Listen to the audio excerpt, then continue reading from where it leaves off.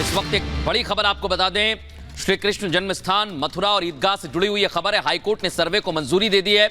Advocate commissioner की नियुक्ति भी होगी। बड़ी जानकारी ये मिल रही है।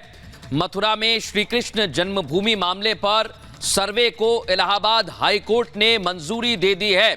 मथुरा में ईदगाह परिसर को लेकर यह अहम जानकारी मिल रही है। अनामिका, तो हाईकोर्ट ने मंजूरी दे दी है। मथुरा ईदगाह से जुड़ी बड़ी खबर इस वक्त आपको बता रहे हैं। हाईकोर्ट ने सर्वे को मंजूरी दे दी है। मामला हाईकोर्ट में था और लंबे समय तक इस मामले में सुनवाई भी चली है, लेकिन अब ये जानकारी मिल रही है कि सर्वे को मंजूरी दे दी गई है। हाईकोर्ट ने सर्वे को मंजूरी दी, यानी कि मथुरा ईदगाह मामले से जो बड़ी खबर है वो ये कि अब सर्वे होगा पूरे परिसर का, ईदगाह का परिसर कराया जाएगा। हाईकोर्ट ने इसकी मंजूरी दे दी है। ईदगाह परिसर का सर्वे कराया जाएगा और इसकी मंजूरी इलाहाबाद हाईकोर्ट ने दे दी है। मथुरा में ईदगाह परिसर को लेकर यह बड़ी और अहम खबर मिल रही है। ये बड़ी जानकारी हम आपको दे रहे हैं। श्री कृष्ण जन्मभूमि विवाद मामले पर याचिका लगाई गई थी और इस याचिका पर इलाहाबाद हाईकोर्ट ने सर्वे के लिए मंजूरी दे दी है, जिसके लिए हाईकोर्ट ने कमीशन को भी मंजूर किया है। अनामिका, तो इलाहाबाद हाईकोर्ट ने आयोग नियुक्त करने की याचिका स्वीकार कर ली है। इस मामले में अब एक आयोग गठित किया जाएगा और उसके बाद इस पूरी कार्रवाई, जो सर्वे की कार्रवाई है, वो शुरू होगी। अभी तक कोई तारीख नहीं तय हुई है और कितने दिनों तक सर्वे चलेगा इसको लेकर भी कोई जानकारी नहीं है, लेकिन हाँ, लंबे समय से मामला हाईकोर्ट में था, इलाहाबाद हाईकोर्ट में, और अब सर्वे को मंजूरी दे दी गई है इलाहाबाद हाईकोर्ट की ओर से। और रुख करते हैं हमारे सहयोगी लोमस और राघवेंद्र इस समय हमारे साथ जुड़ रहे हैं। सबसे पहले लोमस का रुख करते हैं। लोमस, बड़ी जानकारी मिल रही है, सर्वे को मंजूरी, बताइए।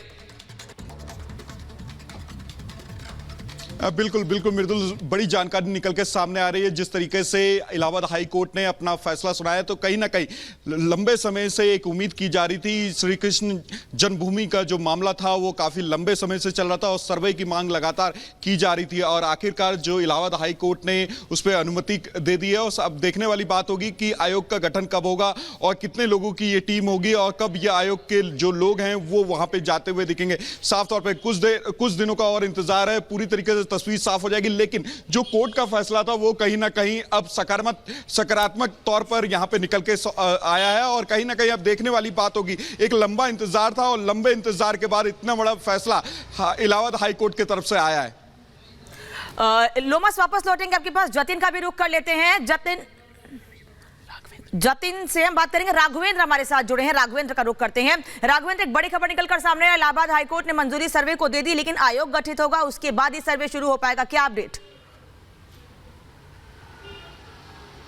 देखिए, इलाहाबाद हाई कोर्ट से जो आज खबर निकल कर आई है, ये उत्तर प्रदेश ही नहीं, ये देश के लिए बहुत बड़ी खबर है और दुनिया भर में जो कृष्ण भक्त हैं, जो इंतजार कर रहे थे इस खबर के लिए, उनके लिए बहुत बड़ी बात है। ये हजारों वर्षों से ये लोग कल्पना कर रहे थे भगवान कृष्ण के जो कृष्ण जन्मभूमि है, जो ईदगाह परिसर है, इसके लिए कैसे फैसला होगा, कब होगा। लेकिन ये बात बहुत बड़ा डिसीजन है। 18 अलग अलग याचिकाएं गई थी, लोग याचिकाएं लगाए थे कि ये जो वहां पर जो मस्जिद परिसर है इसका जांच हो, जांच होने के बाद ये पता कि आखिर वहां पर क्या था, पहले मंदिर थी या पहले मस्जिद थी। जैसे कि अभी कोर्ट ने फैसला, सुप्रीम कोर्ट ने दिया, संविधान पीठ ने राम जन्मभूमि पर, उसके बाद एक आयोग गठित किया गया जो सर्वे की भी रिपोर्ट आई है ज्ञानवापी मामले में काशी में। अब ये तीसरी बात है, जबकि ये मथुरा के लिए हो गई है, कृष्ण जन्मभूमि के लिए हो गई है, ईदगाह परिसर के लिए हो गई है। बहुत बड़ी बात है। आने वाले समय में यह जो आज हाईकोर्ट ने जो डिसीजन दिया है, एक कमेटी गठित होगी, एक आयोग गठित होगी, उसके दिशा निर्देश में जो एक कमिश्नर आयुक्त किए गए हैं, नियुक्त किए गए हैं, ये वहां पर पूरी जांच करेंगे।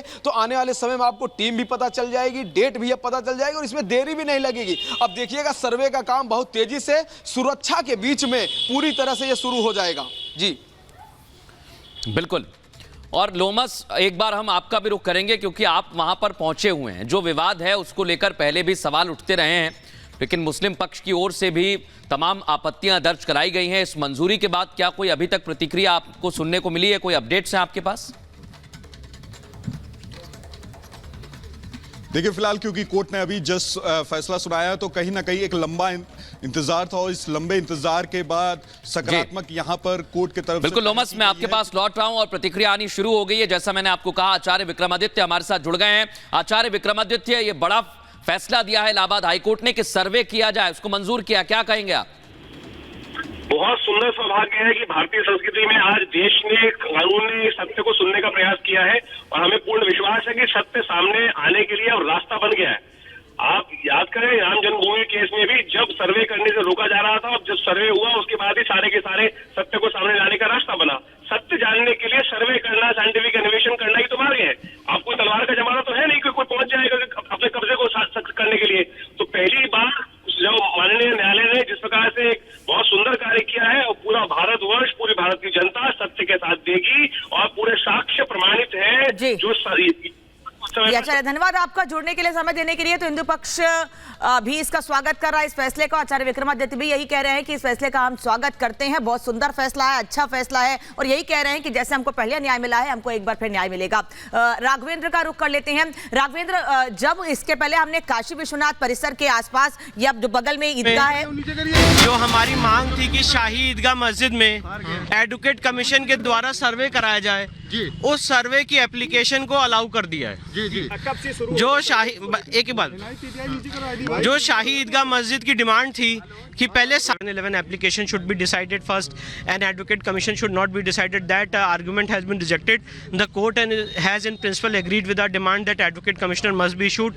Who will be the advocate commissioner, whether will be a 3-member panel, what will be the timing of advocate commissioner, what will be the modalities, all these things will be decided on 18 December.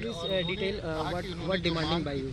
My demand was that in this Shahi Eidgah Masjid there are a lot of signs and symbols of Hindu temple, and to know the actual factual position an advocate commissioner panel is required, and therefore the honorable court has accepted my application, allowed my application, and this order has been passed today. Big victory. Yes, it's a very big important landmark judgment by the honorable Allahabad High Court. हमारे साथ विष्णु शंकर जैन है।